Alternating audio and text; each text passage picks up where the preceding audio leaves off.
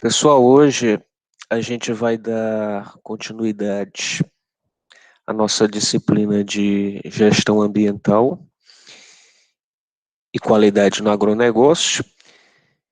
Nas aulas anteriores, nós conversamos sobre o surgimento, né, do pensamento que derivou a ciência da qualidade, né? Inclusive, nós estudamos 4 movimentos, 4 períodos históricos que ajudaram a construir o pensamento nessa área de conhecimento.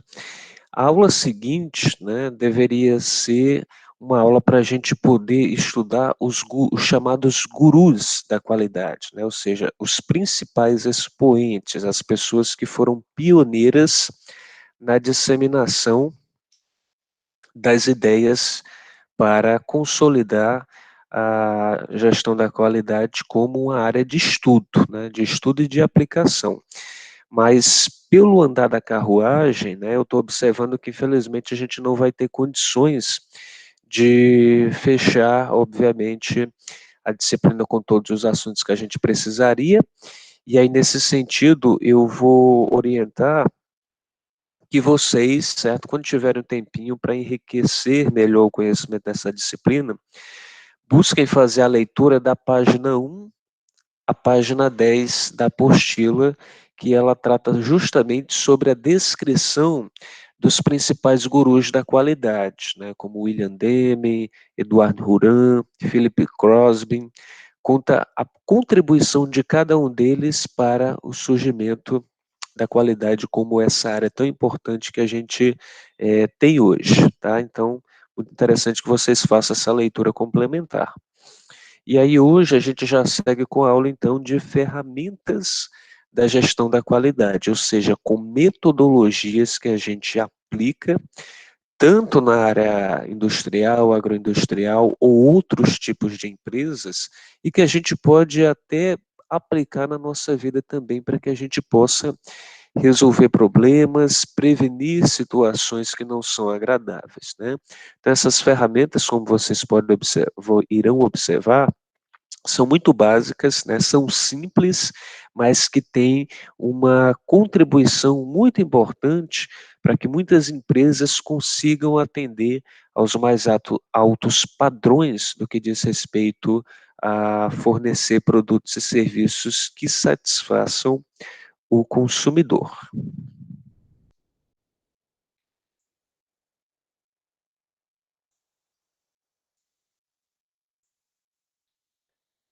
Então, essa é a nossa aula número 6, que trata sobre ferramentas da gestão de qualidade, né? E aí, antes eu relembro para vocês o conceito de qualidade, né? Que de forma acadêmica nós podemos dizer que qualidade são produtos e serviços que se adequam ao uso, estando em conformidade com as especificações e que atendam ou excedam as expectativas do consumidor, né? Ou seja, produtos que consigam nos satisfazer ou consigam nos surpreender com o seu alto grau de qualidade, né? Com sabor bem melhor do que a gente imaginava, com a usabilidade bem melhor do que a gente acreditava que seria, né? Então, quando um produto consegue nos surpreender, ele atende ao nosso padrão de qualidade, mas existem também os padrões de qualidades que são universais, que não variam de pessoa para pessoa. E aí que a gente está falando das especificações técnicas, né?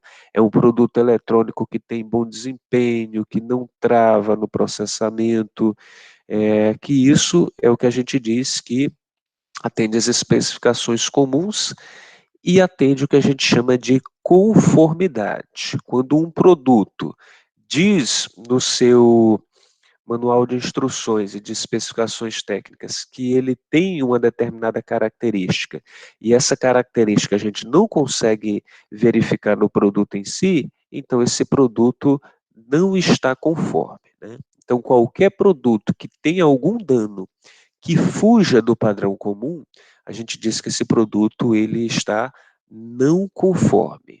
E na indústria, tanto industrial quanto agroindustrial, não se admite produtos que não tenham conformidade. Todo produto que chega no mercado, ele tem que estar dentro das conformidades exigidas. Se está informando um determinado peso, ele tem que pesar aquele exato valor que está sendo informado, né?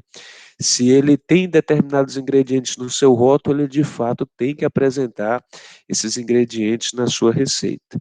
E uma série de características que fazem com que ele cumpra aquilo a qual ele está informando ao consumidor. Entendido, pessoal? Sim, Washington. Muito bem. Nesse sentido, a qualidade de um produto ou serviço, ela não serve apenas para o consumidor final, que vai comprar e usar aquele produto ou serviço, mas também ela tem que atender aos funcionários de uma determinada empresa que estão fabricando esse produto, né? Para que um produto tenha qualidade, ele tem que vir de uma empresa que tem qualidade nos seus processos operacionais e de produção, né? Nesse sentido, um dos quesitos mais importantes é uma outra área de estudo, mas que também tem uma relação muito próxima, que no caso é a segurança do trabalho, né? Ou seja, as operações que têm que ser realizadas dentro do ambiente de produção, ele, eles precisam dar condições para que os funcionários eles realizem o seu trabalho sem dificuldade nenhuma. E mais do que isso, que não traga danos ou coloque em risco a sua saúde. E é essa a preocupação da área da segurança do trabalho. É possível que em algum filme, série, ou mesmo quem teve a oportunidade de visitar alguma empresa já possa ter observado uma placa que nem essa daqui. Estamos trabalhando há tantos dias sem acidentes, né? E aí também expõe um recorde de dias a qual essa empresa já ficou sem ter nenhum acidente de trabalho, né? Por que muitas empresas colocam isso? Justamente para poder expor quando elas têm um bom número de dias trabalhados sem acidentes. Infelizmente, acidentes fazem parte da nossa vida, né? Quem nunca, por exemplo, que escorregou em casa, né? Foi se levantar e bateu com a cabeça em algum obstáculo. Então, certas situações são muito rotineiras, inclusive, da nossa vida, mas elas acontecem quando nós não temos atenção. Dentro de uma empresa, pode haver danos muito maiores do que no ambiente doméstico da nossa casa, né? Então, nesse sentido, essa é uma área que as empresas tentam combater bastante, né? Acabar ou minimizar ao máximo que haja erros no desenvolvimento do trabalho para que justamente a saúde do funcionário não seja prejudicada, né? Isso, obviamente, avançou muito nas últimas décadas, né?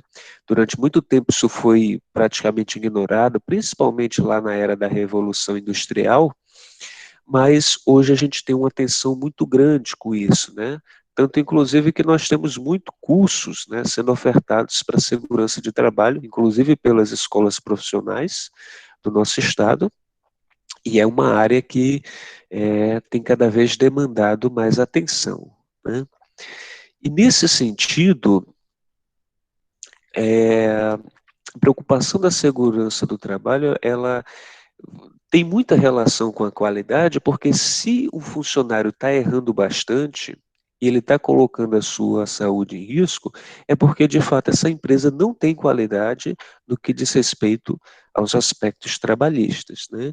E aí, obviamente, a gente teria muitos casos de exemplos para poder conversar aqui. Citar um caso muito famoso, muito conhecido, é, por exemplo, do ex-presidente Lula, né? Não sei se todos vocês já repararam, mas ele tem apenas 9 dedos nas mãos, né? Por quê? Porque ele foi metalúrgico no início da sua vida trabalhista e ele operava uma máquina que decepou um dos seus dedos, né? E existem muitos trabalhadores que aí na década de 60, 70, 80 tiveram situações como essa, tiveram membros até maiores, como a própria mão, o braço, o pé, né, sendo decepado ou acometido por algum outro acidente em um ambiente de trabalho, por alguma máquina, né, que precisava de uma manutenção melhor que evitasse aquele problema, ou mesmo porque o funcionário não teve as devidas orientações para poder corrigir as posturas que ele não deveria ter naquele ambiente onde estaria realizando o seu ofício. E além de prevenir problemas que podem surgir no ambiente de trabalho, obviamente que a qualidade, ela dá contribuições também muito mais amplas para qualquer outro tipo de empresa ou de atitude ou de situação que surge no mundo econômico, né? Por isso, há muita relação de se trabalhar com vistas à prevenção de acidentes e de problemas, né? Se por acaso a gente não conseguir prevenir, a gente vai tomar atitudes corretivas, né? As atitudes preventivas, elas previnem, elas evitam que o problema possa acontecer. E as ações corretivas, elas servem para corrigir o problema. Só que muitas vezes o problema, ele é muito complexo, ele vai demorar bastante para ser resolvido, ele pode gerar um prejuízo enorme, ele pode, inclusive, trazer muitos danos, né, para a saúde das pessoas ou em outras escalas de problemática. Então, a correção ela precisa existir, mas a correção ela não precisa existir se nós tivermos uma boa prevenção, né?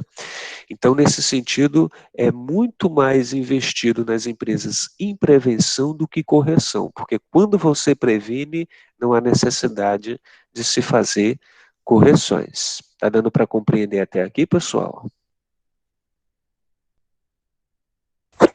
Tá sim, Washington. Tá sim, eu acho. E nesse ponto de vista, né, é sempre bom lembrar daquele efeito bola de neve, né?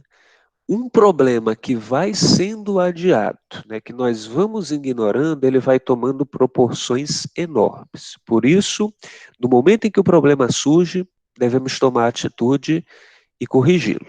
Porque quanto mais a gente adia um problema, mais ele fica maior.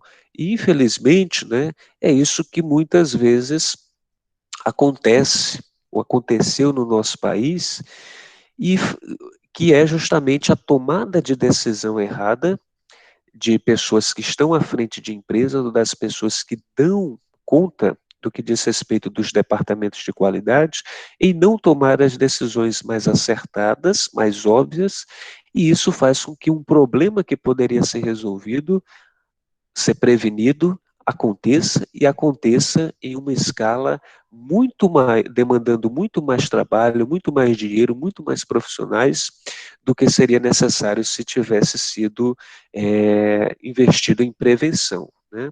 Só para lembrar alguns acontecimentos recentes, nós temos, por exemplo, né, o caso, por exemplo, do rompimento das barragens de minério da empresa Vale, né, que eu creio que todos vocês lembrem dessa notícia trágica, que foi o maior acidente ambiental da história do nosso país, onde foi comprovado através das investigações que as pessoas que eram responsáveis por essas unidades, elas tiveram acesso a relatórios, a informações de setores estratégicos da empresa que já apontavam que essa situação poderia acontecer, então ela poderia ter sido evitada.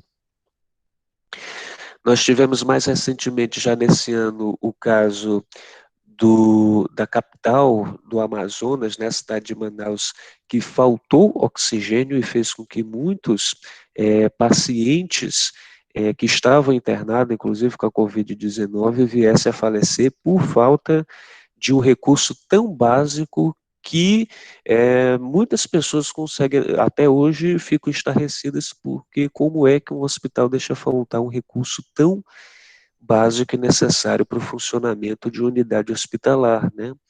E, embora as investigações ainda não tenham sido concluídas, mas muitos documentos já apontam também que o Ministério da Saúde, assim como órgãos locais, tiveram informações, documentos que apontavam que a alta demanda do consumo desse insumo estava aumentando e precisava ser tomada uma atitude que não foi tomada e acabou-se por termos essa situação vergonhosa que foi noticiada no mundo todo. E ontem mesmo, né, uma das notícias que mais esteve vinculada nos noticiários foi o desabamento de um prédio, a qual duas pessoas morreram, né, mas podia ter sido algo muito pior. E por que esse prédio desabou? Porque ele foi construído, né, por pessoas que não entendem, né, de engenharia, não eram engenheiros civis, não eram técnicos em edificações, são pessoas que aprenderam algumas técnicas de edificações, mas que não tinham formação nenhuma e, obviamente, fizeram cálculos errados e construíram um prédio que não tinha condições de se manter em pé pelo tempo a qual uma construção desse tipo deveria, né? Então, tudo isso são falhas em padrões de qualidade, seja porque não foram aplicados no momento que deveriam, seja porque no momento em que eles são verificados e são apontados falhas, não são tomadas as medidas preventivas ou corretivas necessárias, né?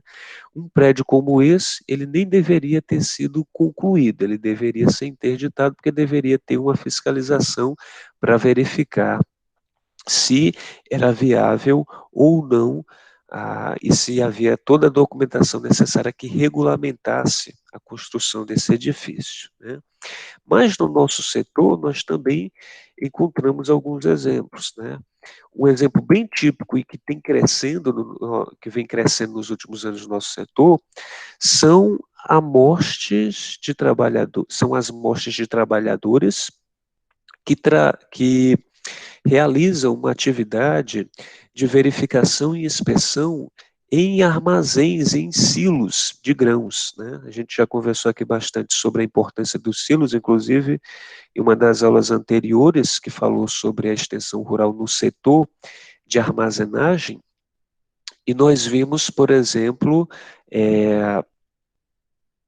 que silos são grandes estruturas metálicas, né, que você pode armazenar ali toneladas de grãos. E um caso que acontece bastante no nosso país é de um funcionário que vai fazer a inspeção desse produto, ele cai no silo e ele acaba sendo sugado para baixo. É como se fosse uma areia movediça, né? Grãos aí como a soja, como a alpiste também, entre, entre outros, que semente de girassol, entre diversos outros, que são muito perigosos, né? Mas é um problema que pode simplesmente ser evitado com as técnicas adequadas de segurança de trabalho, né? Então, só para vocês terem ideia, o ano mais letal que a gente teve foi em 2017, onde morreu 24 pessoas, né, no Brasil inteiro, que caíram em silos e foram soterradas, e morrem afogadas, basicamente, né? Não é esse o termo, mas como se fosse afogada realmente pelos grãos. E parece um número pequeno em um ano, né, para um país tão grande, para um setor que envolve tantos trabalhadores, mas isso em aspectos de segurança do trabalho é inadmissível, né, porque é uma atividade muito perigosa, mas que você tem todas as técnicas para garantir a segurança do trabalhador, né.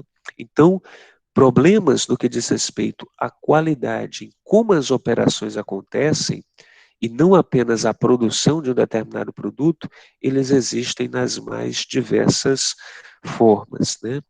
E nesse sentido, o nosso setor, ele não está isento. Há muitas situações onde a gente pode observar situações que precisam ter muita atenção dos gestores e dos departamentos pela gestão da qualidade, né? E aí a gente vai falar agora sobre o William Deming, né?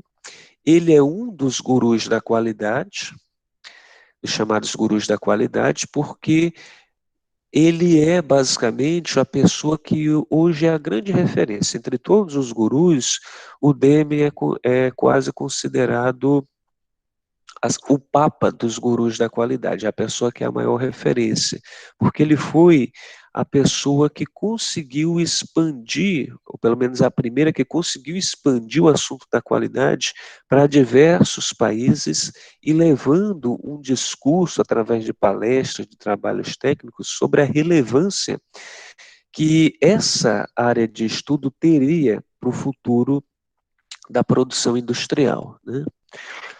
Então ele nasceu. Perdão, essa data aqui está correta, mas está incorreta, mas ele faleceu em 1993, faz pouco mais de quase 30 anos, no caso que ele nos deixou, e nos deixou também um grande legado com diversos livros que são estudados até hoje, né, onde aborda os princípios aí do que um dia a gente conheceria como gestão da qualidade. Ele foi um estatístico, professor, autor, palestrante e também consultor, e ele também é reconhecido pela melhoria dos processos produtivos nos Estados Unidos durante a Segunda Guerra Mundial e sendo mais conhecido pelo seu trabalho que foi realizado lá no Japão, né, principalmente após a Segunda Guerra Mundial, em um trabalho que ajudou na reestruturação do país, já que após a Segunda Guerra o Japão basicamente estava como uma terra arrasada e através de pessoas como o Demi, né, foi feito todo um trabalho que possibilitou o Japão se recuperar rapidamente, tendo inclusive aí entre a década de 90 e início dos anos 2000 ter sido a segunda maior potência econômica do mundo, né? Um detalhe muito interessante é que o Demi, quando estava de férias, ele costumava participar de uma pesquisa de uma outra universidade. E essa pesquisa é justamente a experiência de Hawthorne, aquela que a gente viu lá no início da disciplina de planejamento e gestão e princípios de marketing, pesquisa essa que foi liderada pelo Elton Mayo e que resultou na teoria das relações humanas, né? E ele sempre falou que essa experiência agregou muito na visão dele de como a qualidade contribuía para o bom desempenho das pessoas dentro de uma unidade de produção. Até aqui tudo ok, pessoal? Tudo certo, Austin.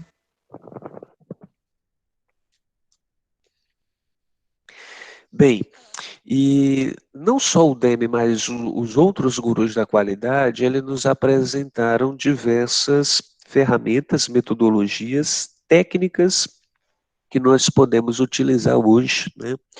E que são utilizadas nas grandes empresas, nas empresas de médio porte, e que podem também ser utilizadas em pequenas empresas, para a gente poder fazer medições de qualidade, seja da produção, seja de processos que são desempenhados dentro de uma empresa. E a gente vai ver aqui 7 das mais utilizadas no setor da gestão da qualidade.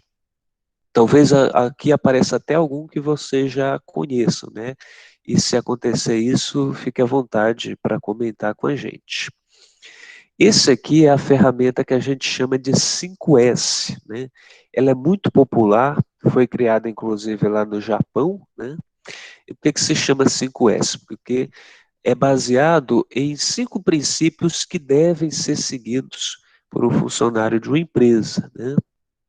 Então o S aí é a inicial de cada um desses comportamentos que devem ser seguidos, que no caso seria Seito, Seiso, Seitsu, Shikitsuki e Seiriki, que em japonês ordinário esse meu, né? Mas eu pelo menos tentei. Mas enfim, traduzindo, né, para a nossa língua, para o bom português, né, seria o trabalhador ter um senso de organização, um senso de limpeza, um senso de saúde e higiene, um senso de autodisciplina e um senso de utilização. Ou seja, se o funcionário aplicar esses 5 princípios no desenvolvimento do seu trabalho, o desempenho e o rendimento dele é maior. Isso comprovado cientificamente através de várias pesquisas. Mas o que isso significa, né? Senso de organização, né? A gente pode, inclusive, trazer o exemplo para a nossa própria vida. Senso de organização é o perceber se eu consigo deixar as coisas organizadas. Dentro do meu quarto, do quarto de vocês aí, cada coisa está no seu lugar? Ou é como se tivesse passado um vendaval, né? A gente tira pelas coisas mais simples. Quando a gente abre a nossa gaveta, se as cuecas, as calcinhas, coisas mais simples, as meias, estão organizadas, estão separadas pela cor, pelo tamanho, isso já mostra que a gente tem um senso de organização. Se é tudo revirado, se toda vez que a gente vai atrás de uma peça a gente tem dificuldade de encontrar, isso mostra que nós não temos organização. Da mesma forma, uma mesa de trabalho ela tem que ser organizada, porque o funcionário tem que encontrar aquilo que precisa no momento em que é necessário, né? Então, o senso de organização nos ajuda a manter cada coisa em seu devido lugar. O senso de limpeza, né? Desde as coisas básicas, como, por exemplo, não comer numa mesa de trabalho, num ambiente a qual não é o adequado, por isso que nós temos a regra lá na nossa escola de não comer, né, dentro da sala de aula, porque aquele não é o ambiente.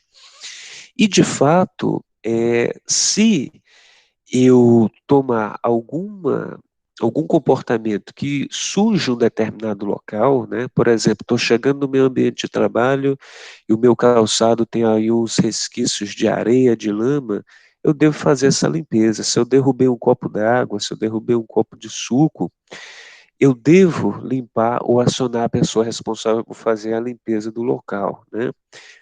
Papel é para se jogar no lixo, embalagem que foi consumida deve ser colocada no local que deve ser, né? Então, o senso de limpeza é você prezar por um ambiente limpo, né? Harmonioso e, obviamente, que também será agradável. O senso de saúde e organização, ele tem uma relação muito grande com o próprio senso de limpeza, né? Que é justamente, perdão, de ser saúde e organização, é senso de saúde e higiene, que é justamente essa noção que a gente tem que ter sobre a preocupação com a nossa própria saúde e a dos outros, né? E isso, quem não tinha, começou a ter justamente com o período da pandemia, porque muitas vezes a gente não ligava, né?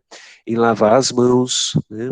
Em higienizá-la com álcool, ou outras situações, como por exemplo usar a máscara, que contribui para a nossa saúde e que contribui também para a saúde do outro, né?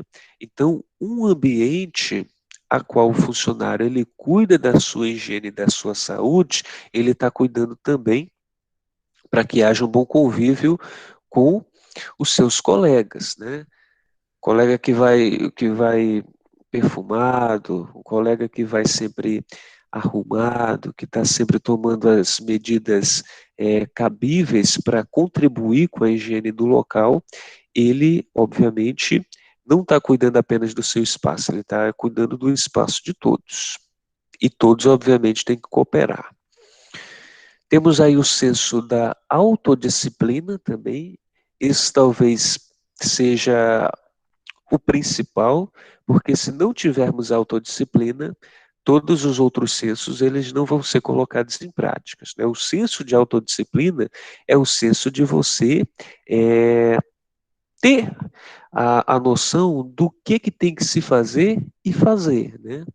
Não é fazer o errado e só fazer o certo quando é chamada a atenção ou quando alguém não tá, quando alguém está olhando, né? A gente tem que tomar sempre a atitude correta e fazer o que é preciso ser feito, mesmo que seja algo difícil, mesmo que seja algo que não nos agrade, que a gente não concorda, mas que se é necessário, nós temos que ter a autodisciplina de dizer para si mesmo, isso precisa ser feito.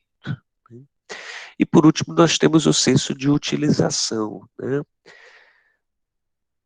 Que é você ter apenas aquilo que realmente é necessário. Em uma mesa de trabalho, por exemplo, para que eu vou ter livros espécie de ferramentas como que podem até ser úteis em algum momento, mas que não são usadas todo dia ou toda semana e que só entulham a minha mesa e fazem com que ela seja desorganizada, né? Então, isso é algo que a gente pode fazer também frequentemente na nossa casa. Quantas vezes a gente vai guardando caderno velho, né? Algum utensílio que está quebrado, e que não tem mais utilidade, e algumas pessoas têm esse hábito de guardar só por guardar, mas não utilizam, não tem serventia nenhuma, só serve para juntar poeira, para atrair insetos, né? Ou seja, não tem utilidade. Então, se não tem utilidade, descarte, né? Não há necessidade da gente ter no nosso ambiente algo que não nos é útil. Então, quando o funcionário aplica esse conceito, ou um grupo de funcionários aplica esse conceito, ele tende a se organizar muito melhor e, obviamente, o espaço dele é mais produtivo e tem mais rendimento, porque esses 5 sensos de responsabilidade fazem com que um profissional ele tenha qualidades muito valorizadas em um ambiente de trabalho. Deu para compreender, pessoal? Alguma dúvida? Deu sim, Washington. Sim, Washington. Aí, no caso, Washington, esses termos aí em japonês, né, eles são termos comumente usados ou a gente usa mesmo em português? Não, a gente pode utilizar em português mesmo, certo? Inclusive, Ok. é por isso que se adotou essa questão de utilizar na frente o senso de, né? Porque quando se dizia 5S e se olha para a tradução, né? Tinha organização, limpeza, saúde, mas não é todos S. Algumas pessoas sempre ficavam nesse questionamento. Aí passaram a utilizar esse termo na frente de senso de para dar esse mesmo S e fazer referência ao título original. Mas a gente pode utilizar o nome da tradução sem nenhum problema. Ok, obrigado, Washington. Por nada. Então vamos para a próxima ferramenta, que é o ciclo PDCA, né? Isso também muito popular nas organizações de trabalho e também em áreas de produção. O ciclo PDCA, ele nos orienta quando nós temos uma determinada situação, como por exemplo a implantação de um projeto, a gente está rotineiramente verificando como é que ele está. E para isso, a gente planeja a situação, a gente faz ela acontecer, a gente checa se ela aconteceu da forma como a gente planejou, e após essa checagem, se ela estiver correta, ok. Se ela não aconteceu como foi determinado no planejamento, então a gente vai agir para corrigir o que foi que aconteceu de forma indevida, né? Então, o PDCA também é uma sigla que deriva, né, de outra língua, que no caso é o inglês, que significaria Action Plan Do e Check. Traduzindo para a nossa linguagem, planejar, fazer, checar e agir, né? Então, nesse sentido, ela se resume a um ciclo de 4 atitudes que a gente precisa tomar toda vez que a gente está implantando uma determinada situação. Então, reforçando, na etapa de planejamento, a gente localiza os problemas, estabelece planos de ação. Na etapa de fazer, a gente executa o plano, coloca o plano em prática. Na etapa de checagem, a gente verifica o atingimento da meta e acompanha os indicadores. E na etapa de agir, a gente tem a ação corretiva do insucesso e a padronização e treinamento para o sucesso. E aí, novamente, é um ciclo. Depois que a gente age para corrigir, caso necessário, a gente vai fazer novamente a etapa de planejar, fazer, checar e agir, até o momento em que o resultado final vai ser positivo. Deu para compreender? Deu sim.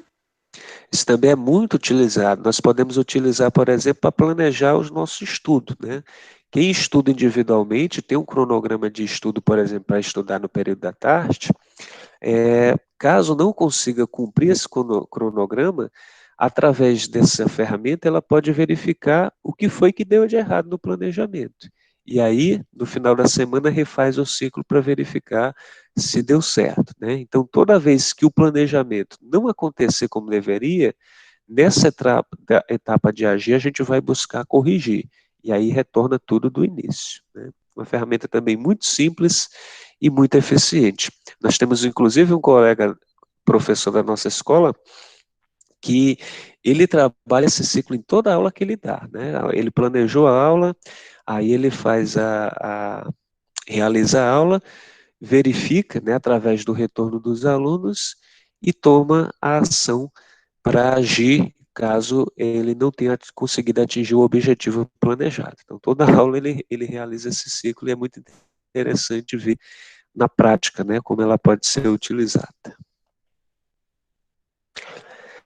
Uma terceira ferramenta muito bacana é o fluxograma. Isso, com certeza, se vocês não conheciam pela forma didática, certamente já viram, porque é muito comum nos livros didáticos, né? O que é o fluxograma? É aquela velha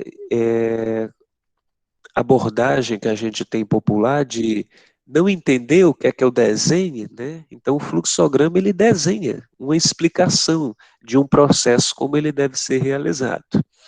Aqui nós temos, por exemplo, a realização de um fluxograma que trata sobre a operação de crédito, né, em um banco, por exemplo, né? Então, alguém vai no banco pedir dinheiro emprestado. Qual seria o procedimento? Está explicado aqui no cronograma.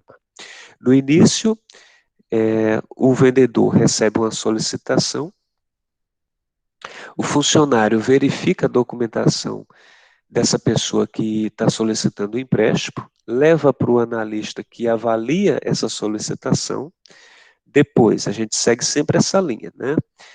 Vai ser tomada atitude. O empréstimo pode ser aprovado? Há duas possibilidades. Se sim, é gerada a documentação, o empréstimo é liberado e acabou o procedimento. Se não, o superintendente avalia uma recomendação, né? A gente pode abrir uma exceção para emprestar esse dinheiro? Sim ou não, né? Se essa exceção ela for aprovada, vai ser gerada a documentação e o empréstimo, obviamente, vai ser concluído. Se não, o analista vai comunicar ao cliente, e aí a operação também encerrada. Então, repare que está sendo descrevida aqui, para essa simples atitude da solicitação de um empréstimo, diversas etapas pela qual o procedimento ocorre, né? Sendo que alguma dessas etapas a gente tem várias possibilidades. E aí a gente sempre representa os fluxogramas através de formas geométricas, como o círculo, o retângulo e o triângulo, e as linhas das direções que devem se seguir para cada uma dessas etapas. Está compreendido?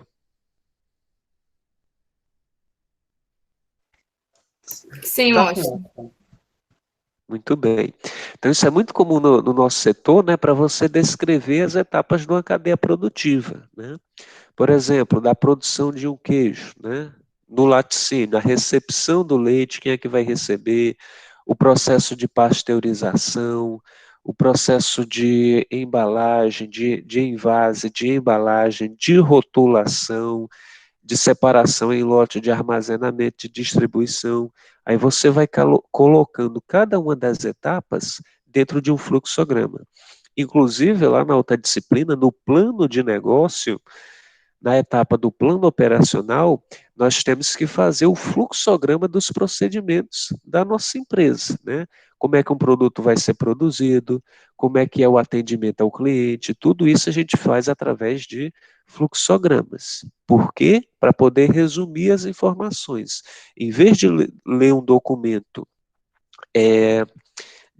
que pode levar várias páginas e pode ficar confuso, a gente coloca no fluxograma que fica muito mais fácil da gente compreender. Beleza?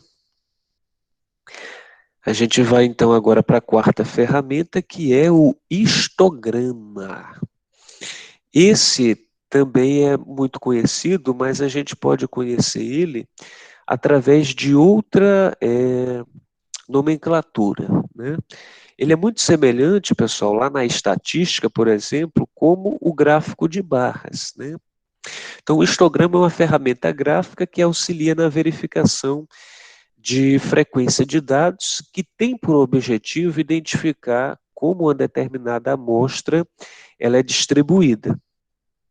Ele também é conhecido como gráfico de distribuição de frequências e é representado por gráfico de barras, né? Não é gráfico como, por exemplo, de pizzas ou outro tipo de gráfico, é sempre gráfico de barras, e a sua visualização auxilia na compreensão de vários casos, como, por exemplo, a quantidade de produtos que são conformes e não conformes. Aqui nós teremos um exemplo da satisfação do cliente, né, de clientes que são atendidos em uma empresa. Aqui nós teremos uma frequência da quantidade de atendimentos, e para cada atendimento, o cliente dá a nota de satisfação, né? Se ele ficou satisfeito ou não com o atendimento, e dá essa nota numa escala de 1 a 5, né? Onde, por exemplo, 5 é o maior nível de satisfação e 1 seria o menor nível de satisfação. Então, esse histograma aqui poderia me dizer que a maioria dos clientes dá nota 3, né? Que seria a nota regular. Então, isso quer dizer que o atendimento ele pode melhorar, porque a gente pode deixar ele em um nível maior, no nível 4 ou no nível 5, né? Então, esse gráfico ele representa uma série de informações que levantaram atendimentos que foram realizados a clientes e as notas que foram referentes a esses clientes para me dizer como é que está o nível do atendimento do meu cliente. E aqui o nível ele está regular. Isso quer dizer que eu posso melhorar, né? Então, mais uma vez, assim como os fluxogramas, o histograma ele resume informações, né? Ele desenha para poder ficar melhor de ser entendido. Compreendido, pessoal?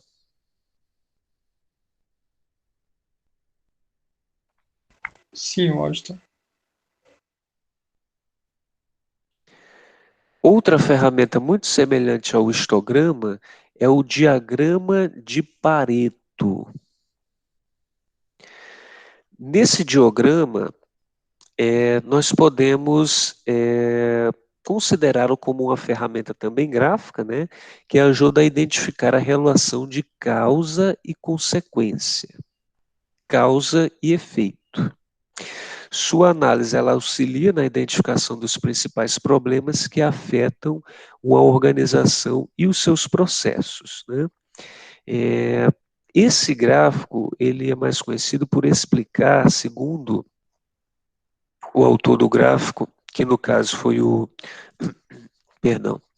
Joseph Huran, que 80% das consequências ou dos efeitos, né, que acontecem, eles são decorrentes de 20% das causas, né?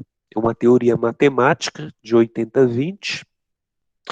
Então, o que se diz? Quando nós temos um determinado problema e todos os outros problemas que podem derivar dele, né, 80% deriva de 20% das causas, ou seja, os problemas vão ser muito maiores do que as causas. Por isso que a prioridade é a gente verificar as causas do problema. Só que, dependendo do tamanho de uma empresa, né, nós podemos ter diversos problemas, né? Uma empresa, por exemplo, assim como está exposto aqui, pode ter problema de atraso na entrega do produto, atraso da entrega na transportadora que vai distribuir o produto, ela pode ter muito produto danificado, ela pode ter faturamento incorreto, ela pode ter separação dos produtos de forma errada, os pedidos podem estar sendo repassados de forma errada, o preço dos produtos também e diversos outros.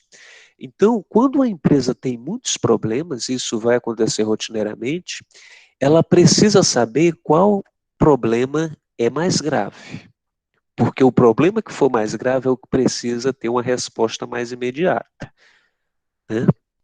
Nesse sentido, o que a gente verificaria através do diagrama de Pareto? Que o atraso na entrega é o principal problema, porque o gráfico está me dizendo que houve números de casos, né, muito maiores do que os outros problemas. Então, se esse é um problema que acontece com maior recorrência, esse problema ele precisa ser corrigido de imediato. Até porque quando um problema tem maior ocorrência, normalmente outros problemas menores podem ser resolvidos através dele. Deu para compreender, pessoal? Deu sim, Washington. Com relação a esses últimos dois, pessoal, entendam que a gente precisaria aqui de muitos relatórios, né, e programas como planilhas de Excel para poder gerar a sua produção, né? Por isso não fiquem apreensivos caso vocês não entendam como ele é feito, porque de fato a gente precisaria de dados aqui para poder construí-los. O ideal aqui é que vocês apenas consigam entender a importância dessa ferramenta e para que ela serve, né? Então, o diagrama do Pareto ele vai ter um problema importantíssimo, porque ele foca na resolução do problema que for mais importante.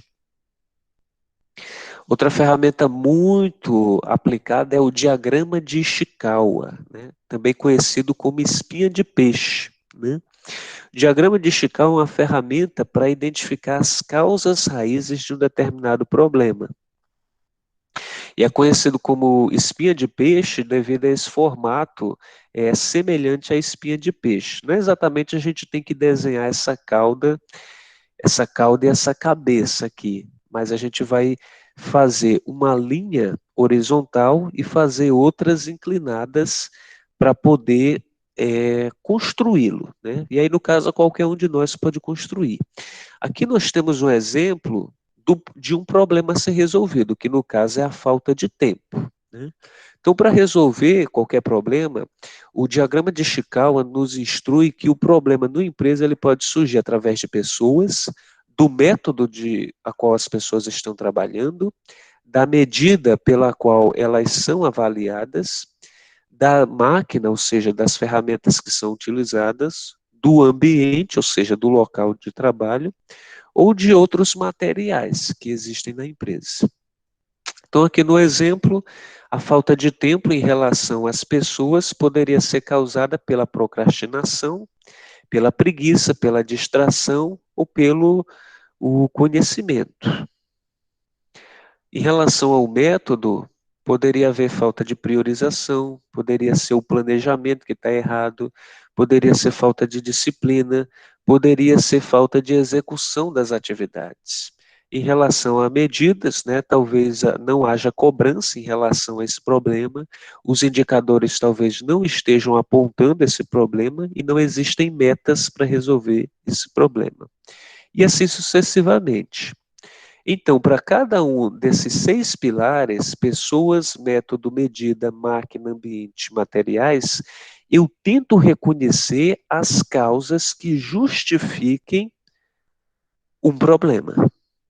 E a partir do momento que eu consigo reconhecer, eu vou resolver cada um, né? Tem que, toda vez que eu for construir um diagrama de Ishikawa, eu colocar causas para os 6 pilares? Não. Às vezes a gente pode ter uma situação onde em apenas um pilar foi que eu consegui reconhecer a causa.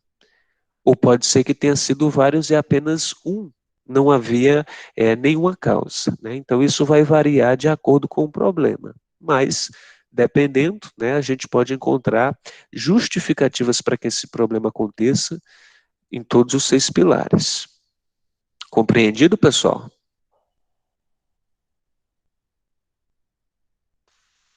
Sim, Washington.